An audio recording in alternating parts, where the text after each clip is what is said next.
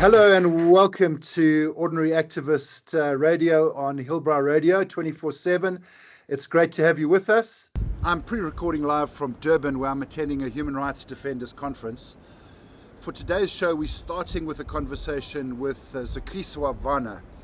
We'll play that now, and then I'll be back with the latest updates since the recording, including developments around the Global Sumud Flotilla and what's unfolding in Gaza this week. The interview was recorded on Saturday morning, and let's go live now to the interview. Today I'm joined by Zukiswa Wanner, who's a South African writer, editor, cultural activist. She was the first African woman to be awarded the prestigious Goethe Medal, and she later returned it in protest against Germany's complicity in genocide in Gaza. Zukiswa is now in Tunisia, and she's waiting to depart on the Global Sumud Flotilla. 56 ships, 46 countries, nearly 500 people sailing to break the siege and demand a humanitarian corridor for Gaza. This flotilla is a profound act of ordinary people doing what governments and even the world's 12,000 naval ships have refused to do. Did you know there's 12,000 naval ships, warships, around the world, and not one of them is sailing to Gaza, but instead it's ordinary people on ordinary boats, just like ordinary activists. It comes just as the UN General Assembly is preparing to meet.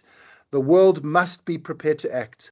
Welcome to you. It's really great that you're with us today. Give us a little bit of the context of what's happening and why you're going. I think, Nigel, for many of us, we've spoken up for many years, but in the last 23 months, we have seen, for many in the world, they could say they didn't know. You and I have known because we talked about this. But in the last 23 months, we have seen live streamed genocide. We have seen being killed by bombs. We have seen people being starved of food. And so this particular mission, the Global Sumud Flotilla, is a non-violent, peaceful, humanitarian mission done by civilians, because we are going in where we've realized our governments are not acting, and we will not let it be on our conscience.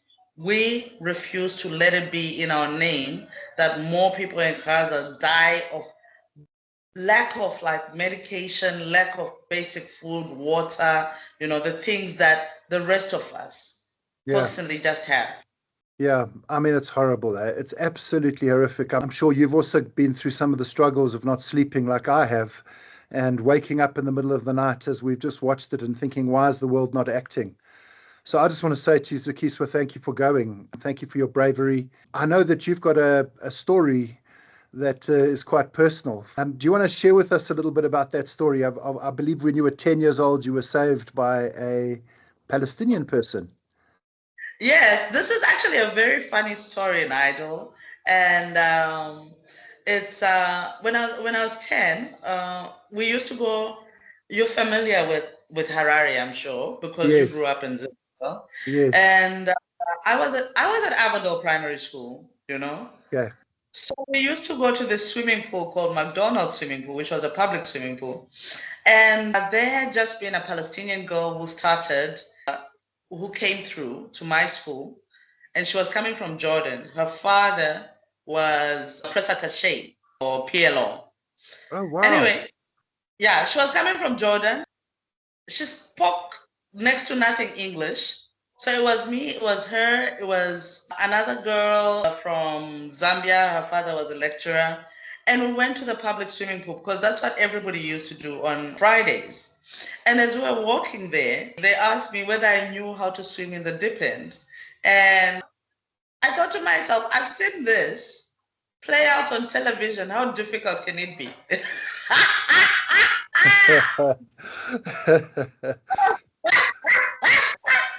So Ufuka dived in, and then Dana dived in, and then they were like, come. And then I dived in, and this was at the deep end. And then at that point, I realized, damn, I don't know what to do. interesting. At that point in time, apparently Dana saw, oh my God, this is not going out the way it's planned. So she quickly got out of the water, ran to the lifeguards, and then told him that in very bad English, obviously, because, and more signals like, go down, something like that, right? And then the lifeguard came and he pumped my stomach and he said to me, go back in the water right now, otherwise you're going to be scared of water thereafter. So I went back in the water and then eventually I learned to swim. But I always say, somehow she managed to catch it because we're a bunch of kids and other people hadn't seen it and they were around us. So I always talk about how a Palestinian girl saved my life. Our connected humanity, Our connected humanity. And yet we've been unable to save so many lives. We continue to see these horrific scenes in front of us, Yes, absolutely. It's devastating, We're seeing killings. We're seeing human being killed. I think to be human, to live, is to hope.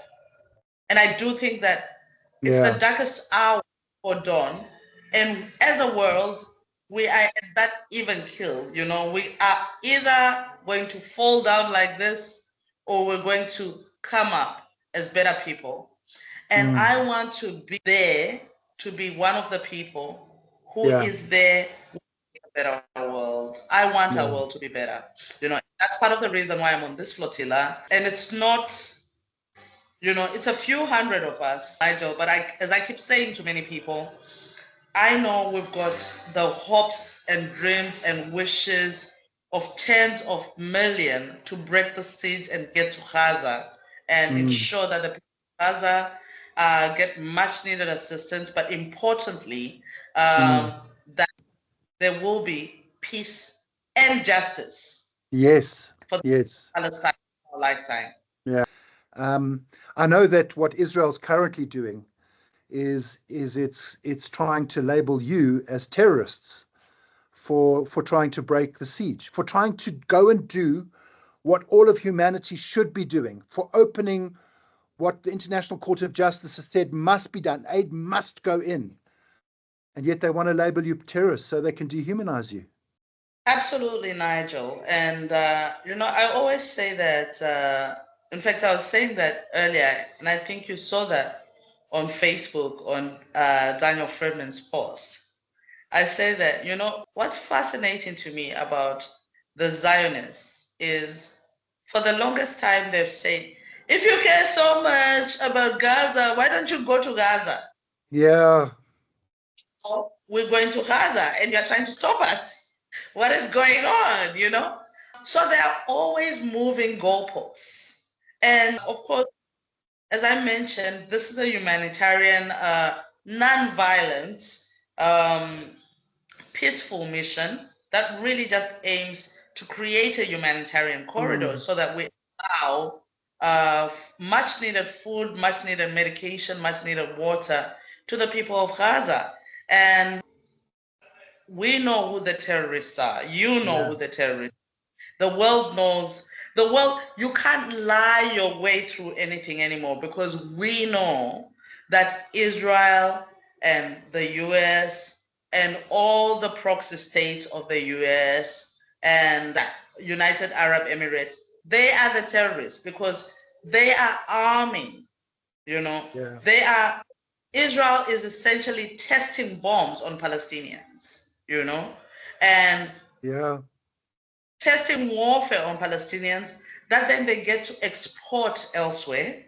And part of that exportation, of course, we've seen it's going to Sudan, it's going to Congo, And what happens is that in going there, our people, our brothers and sisters in Congo, our brothers and sisters in Sudan, our brothers and sisters in Haiti, are being killed by these weapons that are tested because a lot of these countries, a lot of these places, they do not make those weapons.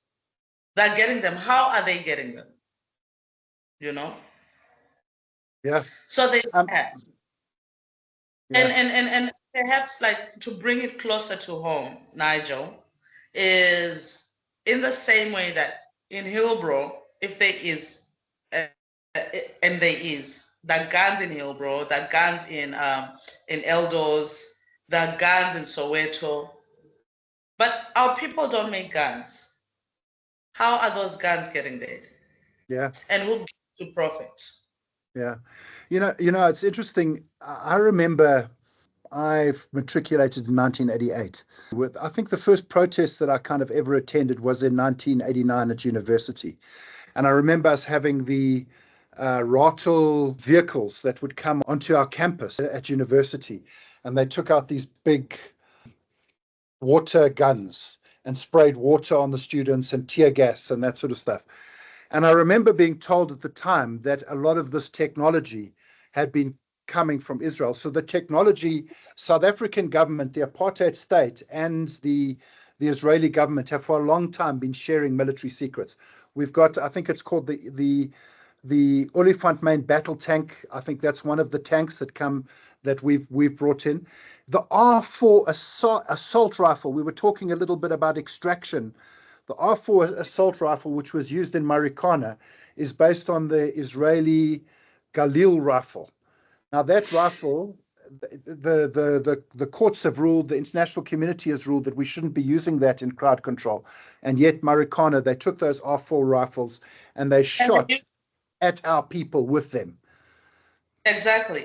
But beyond that, I always say, even when you look at Marikana, there's that other, creation of Israel, the wire that's put around protesters. Yes, the barbed wire.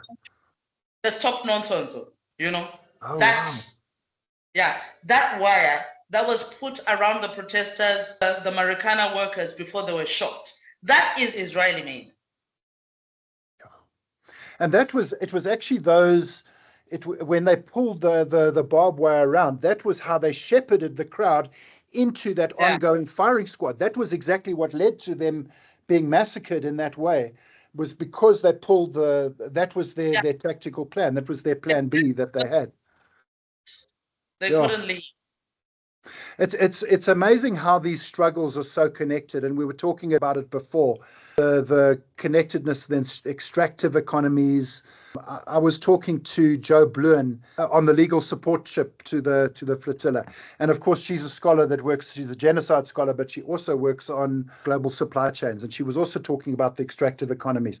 Maybe you can share a little bit about your experience of how these things are all connected. The Palestinian struggle is connected to the South African struggle, is connected to the struggle of the working class. As I mentioned, it's all about capitalism, Nigel.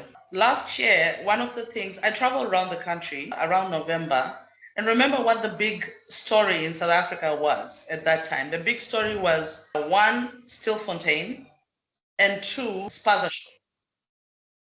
Now, with Stilfontein, we had enough callous people saying, oh yeah, no, these are illegal miners anyway, the illegal miners, as though any human being can be illegal. But okay, and of course, when they started dying, when the miners started dying, South Africans then kind of like, oh wait, because they found out they're not just like from Lesotho or Zimbabwe or whatever, the Zamazamas. They were also like South Africans from the Northwest, from the Eastern Cape and whatever. But we actually shouldn't have to feel bad for a human being dying only because they are our compatriots, There's something cruel about that. But part of that is because the system has told us to criminalize the poor. So what then happened with that particular situation in Stilfontein? So you have these people dying, but if you watch the Gold Mafia documentary on Al Jazeera, again, you see the same thing happening in Zimbabwe. And the gold being taken out in Zimbabwe, the gold being taken out in South Africa, in Stilfontein. But right now also, the civil war that's happening in Sudan, the gold is being extracted and RSF is being given weapons, Yeah. That gold is being extracted and sent to the same destination, Yeah. United Arab Emirates. It's also happening in Botswana. And what they're doing is, there was a story in the Continent about them arresting the Zamazamats. But here's the thing. Before there can be a supply, there needs to be a demand. Yeah. How come we have not seen anybody who is demanding being arrested? Who are the big boys? Because mostly it's boys. Who are the big boys behind us? And how come we are not demanding that they get arrested? You know, we actually need to have a different psychological setup, because there is this thing where we've been taught to criminalize the poor. Yeah. And we can become better people when we have criminalized the poor, because, oh God, that could never be me. But of course, it could be you tomorrow. So there's that. The second thing was the spaza shops. Then they're like, oh, there's illegal spaza shops. And yes, people got poisoned, and that's devastating. At two shops. Yeah, the poisoning, and this is so important to highlight. The poisoning was from a rat, what you call it, that I think spaza shops were using because they're trying to get rid of rats, which is illegal in a lot of countries. But our Department of Agriculture insists on keeping it. So you can actually find this, this medicine or this poison very easily. You can find it on the street of Joburg. You can find it in Hillbrow. You can find it anywhere. But it's illegal the world over. But in South Africa, the Minister of Agriculture will justify having it. And then the solution, then they say, oh, what we're going to do is we're going to look at the spaza shops, and we're going to see the Somali, the Pakistani, the whatever, and arrest them. But, and this is what the Minister of Small Enterprises says, we will also arrest the South Africans who are renting their homes to them. Nigel, I don't want to explain to you the cynicism of that, because when a South African has 10 people in the household and only one of them has a job, because we've got a 40% unemployment rate, Bella. Yeah. So you've got only one person working. The 5,000 rand that you're getting from a Somali or a Pakistani or whoever for a spaza shop is the difference between eating and not eating for the rest of the month. So those are the people that are being arrested. We're arresting the Somalis, we're arresting the South Africans who have rented the shop front, the poor people. But nobody is questioning Albany Bread that delivers bread to that spaza shop every day. Yeah. Nobody is questioning the executives of Clover that delivers milk to that spaza shop every day. So and sorry, just to come in, nobody's questioning ShopRite Checkers that are opening these little new spaza shops in the townships because they're wanting to get their supply chain in place and putting in these little. I'm about to go there. I was about to ask who benefits. Exactly. You know, benefits when the Somali spaza shop is closed, when the Ethiopian spaza shop is closed. Who benefits? And it's big business. I just to say as well, one of the things that I've seen is probably 10, 15 years ago, if you were to go to one of those spaza shops and you were to buy bread, the bread would be more expensive there than it was at ShopRite Checkers. Or if you were to buy a can of baked beans and go to ShopRite Checkers, it was more expensive. Nowadays, because they've managed to sort the supply chain out at those spaza shops, you're able to get things, and so they're competing. And it's suddenly, as they're starting to compete with this big business, that we're starting to see these narratives that are being shaped, which is exactly to your point. Yeah. So essentially, we're then criminalizing the poor. Nobody is asking about, who benefits, ShopRite and Checkers, and Pick and Pay and whatever. That's big business. But so I want, like, going into local elections, Nigel, I want us to get into a space where we say every elected official should just live on 350 rand a month or 375 rand a month as it is now, because they expect of the average South African. There are no quality jobs that are being created. you know? And that again is the intersectionality. I was having a conversation with one of the delegates from Germany 2 days ago, and I was saying, listen, you guys have lost jobs because BMW is coming to South Africa to assemble. So your workers have lost jobs. But our workers are not getting quality jobs because they are getting them through labor brokers. So you get a contract, and after the 6 months, they don't renew it immediately, because if they renew it immediately, that means that they would have to give you a permanent contract. So we need to realize how all these struggles are interrelated.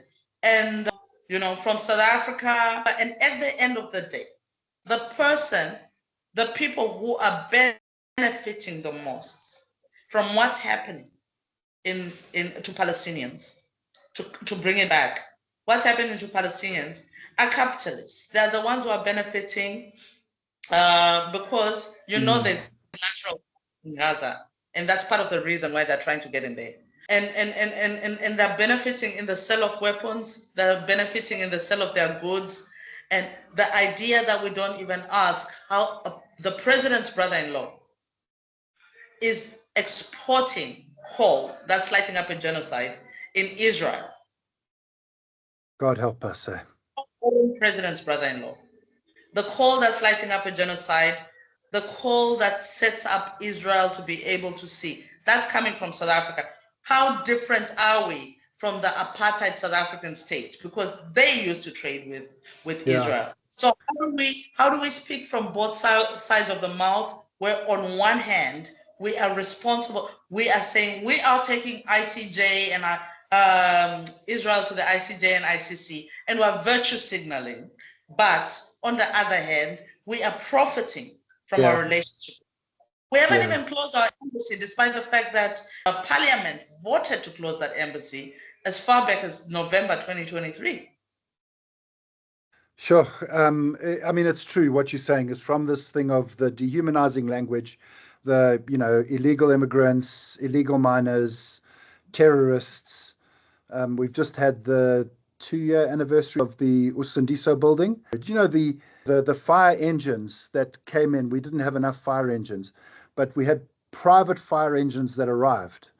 And when they arrived on the scene, the City of Joburg Fire Department fire officials said, "Oh, don't worry, it's just illegal foreigners in the building." And so there wasn't this priority to go into the building. And so a whole lot more people died. We lost 76 people were killed in that fire. I was a social worker from civil society. We had, I think it was 570 victims or 530 victims. I can't remember, but it was 56% South African. Bottom line, you poor, there's a war on the poor. And any way that we can label you, we'll label you that way so that we don't provide services to you, because this whole system doesn't exist for you. It exists for the wealthy. It exists for those who have capital. And this is what this struggle is so about. So thank you. We're even seeing it with water, because they're trying to privatize water. We know for a fact that the water boards across the country, whether it's Umgeni or Rand Water in Joburg and stuff, they purify enough water. It's supposed to be available, but City of Joburg's Joburg Water is in a space where we lose 49% of our water to leakage. We lose 49%, but we still have to pay it. And then now all of a sudden you are having all these trucking companies that are bringing in water. Why are we paying millions and millions of rand to companies that are bringing in water to the city, as opposed to using that money to fix the infrastructure in the city so that water can just come to people? Yeah. And it's interesting tying that water into Israel as well, because, of course, one of the challenges is we've got these aquifers in Israel that there's a challenge with water. So they're looking at desalination plants. And in order to do that, they want to bring it straight across Gaza into the aquifers. So there's also this motive of ethnically cleansing Gaza so they can get water to the aquifers. We spoke to Abir Al-Bukma, an engineer from Palestine about a month ago, and she was talking about water apartheid. Do you know that before October the 7th, I think she said it was 95% of water in Gaza was not drinkable.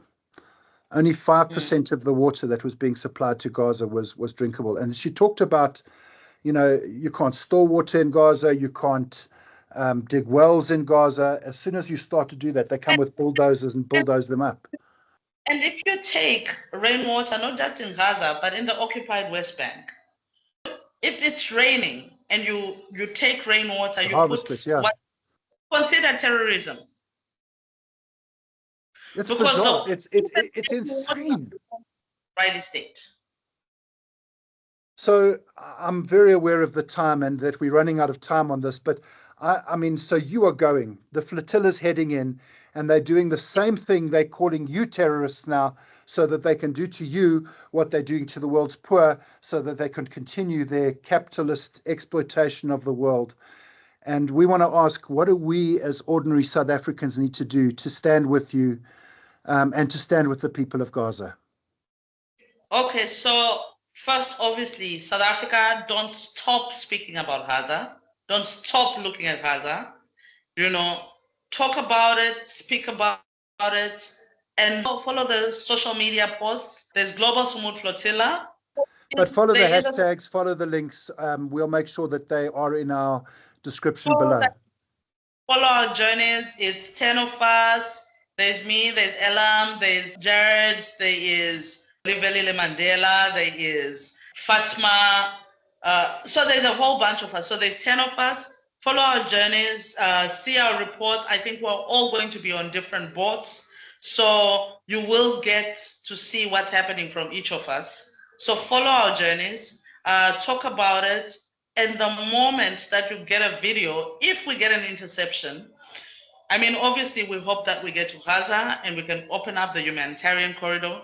But if we don't get there, the moment that you start seeing a video from any of us saying, if you are seeing this video, the IOF has got me, please put whatever pressure you can on the government to ensure that they bring us back home, but please, on a personal level, also, please continue boycotting, divesting, sanctioning. I mean, obviously, a lot of us are not divesting, but boycott the McDonald's, the Coca-Colas, the Zaras, the Cape Union Marts, the KFCs. We'll put a list of that there as well. You can go onto the BDS website.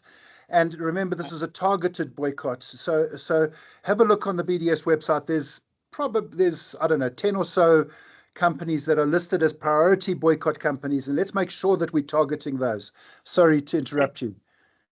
Absolutely, and obviously the importance of doing that is this, as I keep saying, is a capitalist struggle. Yeah. And because of the capitalist struggle, we hit them where it hurts. And it will make them hopefully change the way they do things and escalate, as happened with apartheid South Africa. And let's demand also that they get kicked out of FIFA, they get kicked out of international sports, as also happened with apartheid South Africa. And let's demand, three other things from our government. One, to deregister companies that are still sending coal to apartheid Israel. Two, to shut down the Israeli embassy, as Parliament already demanded. Yes. And Parliament is other seat of government. So if that other seat of government already decided that already in November 2023, I don't know why the president hasn't done it. And finally, three, it's very important because we've got South Africans who miss apartheid who are serving in the IOF. Let's demand from our public prosecutor that they arrest these people and they charge them, because this is actually war. It's illegal. Yes. So, Zukiswa, I just want to say to you, hopefully we'll get to chat again when you're on the boat. But I just want to say my heart is with your heart. And our solidarity is with you. You are not alone. You're carrying our humanity. In fact, you're carrying the humanity of the world with you. You're not going alone. And we thank you so much for your courage, for your sacrifice, for your bravery. And please go and free Palestine. Thank you. Thank you very much. Please keep watching. Please keep demanding. Please be with us. We know that you and tens of millions across the world are literally the wind beneath our sails. Thank you so much, Nigel. Thanks, Zukiswa. Thank you, Zukiswa, for that powerful conversation. Now let's take a pause and let's look at what's happened since that interview was recorded. First, the flotilla itself. Since Saturday, there's been 2 confirmed drone attacks on boats in the flotilla anchored off Tunisia. The family boat, the lead vessel carrying activists including Greta Thunberg, was attacked by a drone. An incendiary device was dropped. It set fire to parts of the deck and storage areas. By God's grace, nobody was injured. That very night, another boat, the Alma, flying the British flag, was also attacked. The family was carrying the Portuguese flag. And an attack on a boat carrying your flag is an attack on the sovereignty of that country. Again, this drone dropped a device. Again, a fire broke down. And again, fortunately, no loss of life. These attacks are in a deliberate attempt to intimidate ordinary civilians engaged in peaceful humanitarian work. They're meant to frighten, to discourage, to normalize violence, even at sea. At almost the same time, in another shocking development in Doha, Qatar, a state hosting ceasefire talks, an Israeli strike hit targeted links to Hamas negotiators. 2 political bureau members were killed. Among those kills was the son of senior negotiator Khalil al-Hayya. Qatar has condemned the strike as a violation of international law. Mediators have warned that this has undercut the fragile trust in diplomacy itself. Imagine, talks are happening, negotiators are being bombed. What hope does that give for peace? Meanwhile, while all of our eyes are on the flotilla and what's happening in Gaza, new evacuation orders are happening. The Israel military has issued fresh instructions for civilians to leave Gaza City, to move again, to uproot again. Already displaced families, already in overcrowded shelters, already hungry, already thirsty, ordered once more to move. Humanitarian agencies are clear. This is a catastrophe. 80% of Gaza's population has been forced to flee at least once. Safe zones are a fiction, densely packed, without food, without water, without medicine. This is not protection, this is displacement as a weapon. And then away from Gaza, but dominating the headlines in the United States, is the death of Charlie Kirk. He was shot while speaking at a Utah Valley University. He died at the age of 31. Immediately the reactions came: outrage, demands for vengeance, efforts to canonize him as a martyr. But much of the discourse has been clouded by logical fallacies. I want to take you through some of my thoughts on those logical fallacies and what they are. First, the false dichotomy. I think it's helpful to know what these logical fallacies are because it helps us to unpack why and how arguments are formed, and then helps us as activists to structure our arguments. So this classic false dichotomy, the idea that if you are mourning Charlie Kirk, you must be celebrating his death. It's like there's only 2 options. That's not true. Refusing to mourn is not celebrating. There are other responses. Many are simply saying we can't grieve a man whose life spread harm. That's not saying we're celebrating his death. The second fallacy is the fallacy of the straw man. Critics of his politics are being painted as glorifying violence, but most are not.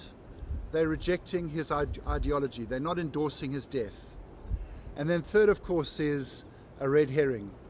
Attention's being shifted away from the damage that Charlie Kirk caused and towards people's reaction to his death. In other words, They're looking at the red herring instead of what we should be focused on, which was the real issues, the worldview he promoted, the harm it caused.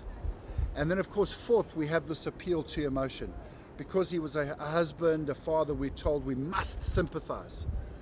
But his family life is not the point. I don't know his wife. I don't know his children. I don't know if any of you, my listeners, know his wife or his children. What I do know is his public legacy. What I do know is the legacy of harm. Invoking his family to silence critique of his politics is what's called a red herring. And then here's where the comparison is so stark. The media has poured energy into Charlie Kirk's death, but in Gaza, more than 63,000 confirmed deaths, and the Lancet estimates, the Lancet, which is, of course, an academic review, peer-reviewed articles, estimate over 400,000 excess deaths from this war. These are numbers. These are women, these are children, these are grandparents, they're entire families, and yet too often they remain nameless. If outrage is to be directed anywhere, if we're going to be angry about anything, it should be directed at genocide, not the death of one man, one right-wing man. It should be directed at the commodification of violence in America, at the military-industrial complex in America, at the way people are profiting off killing masses of children and women. We should be outraged at how Israel is normalizing their killing, their genocide, their ethnic cleansing, the bombing of hospitals, the killing of journalists, the mass forced intentional starvation of an entire population. That's where our focus must remain. So what must we do, listeners? We don't allow one death to collapse or to eclipse the deaths of thousands. We trace the power, we trace the profits, we trace the weapons. We demand governments must meet their obligations under international law. We practice solidarity, boycott, divest, pressure, petitions, sanctions. We resist selective empathy. We refuse to normalize violence, and we keep our eyes on Palestine. And I want to close now with this poem I wrote in the wake of Charlie Kirk's death. Let me read it for you. This was your gospel, Charlie. Guns, God, empire. This was the kingdom you blessed. A kingdom of violence, a kingdom of no resurrection. And now the blood you sanctified has turned on you. You lived by guns, you died by guns. They will dress you in martyr's clothes, they will canonize your silence, but I will not mourn you like the ones you denied. I will not forget Gaza. I will not forget Uvalde. I will not forget George Floyd. I will not forget the trans kids, the gay kids, the immigrants, the refugees, the black mothers still weeping. Charlie Kirk, you are not a saint. You are not a sacrifice. You are a casualty of the violence you unleashed. And America, hear me now. This is the house you built. This is the blood on your floorboards. This is the silence you worship. Don't come crying to me. Don't ask for my tears. Don't. Not when you've turned away from theirs. Thank you for staying with me. Thank you for refusing to look away. Thank you for remembering Gaza. Stay awake, stay human, stay in solidarity. We'll be back next week, same time, 1 o'clock to 2 o'clock on Hillbrow Radio 24/7. Peace. Shalom. Is our destiny. You gotta make a choice, better be on the right side of history.